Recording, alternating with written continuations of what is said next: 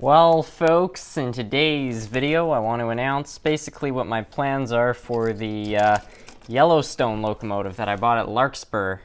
As some of you guys may know, I bought this thing for $15 at Larkspur. I bought it just because it was such an interesting piece. I mean, there's really not a whole lot out there these days like it. This was, I believe, a old Varney kit of some kind that was never completed. You can see there was definitely some modification done. Also, it was evidently dropped at some point. But today, what I want to be talking about is just my kind of general plan for it and where I want to take it. So I guess the first thing to say is that I don't plan to get this thing back to a state of perfection. I mean, I guess it never really was a state of perfection since it wasn't finished. But you can find finished pictures of finished models like this one online. And, you know, they look really nice, but I just don't have the time, money, and resources to dump into something like this.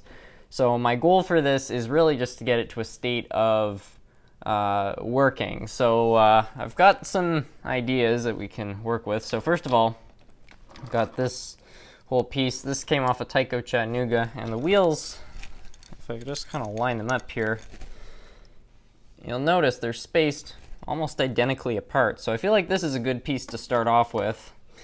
And there are screws and things like that on the bottom, so I feel like we can probably connect some sort of crossbar basically between these two, so this can be articulated as it should, because there's no way this could corner without that.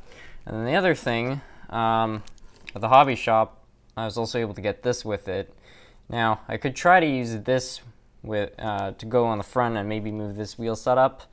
It'd be more authentic, but this doesn't have any of the side rods. This has a lot more of the parts, so that's why I'm more interested in it as a starting off piece. But that's not to say there aren't parts we could nick off this. First of all, we actually have a crossbar, so we could steal that off of it. And we've also got a motor. Now, this motor is definitely not in flawless condition, but it does turn over. Yeah, I don't know if we can maybe take the gearbox from it and put it in this as well. It's really hard to say what things are going to be like spacing-wise. Somebody, I believe, yeah, you can see this was all dremelled out, but there is no space to fit a motor at the moment, so we're going to have to figure out where that's all going to go. But anyways, that's really all I wanted to say for now. It's definitely not going to be the easiest project because there's going to have to be a lot that goes into it. I don't know if we'll even get it working within the next few months, and introducing another project at the moment may not be the wisest choice because we've got a lot going on right now. But what the heck, it's another one to add and to work on and think about. And yeah, I think with a bit of effort, we can at least get this, you know, old beast running again. Just as long as it's moving with all of its wheels in place, I think I'll be pretty happy. So anyway, we'll see how this all turns out over the next few months. And with that, I want to thank you all for watching. Also, if you have any ideas for this locomotive, please let me know in the comments. I won't necessarily use them, but hey, you know what? Maybe somebody has better ideas for this. Thanks for watching, everyone. I can already kind of picture it. It'd be nice if the front wheel set was constantly turning, but you guys get the picture.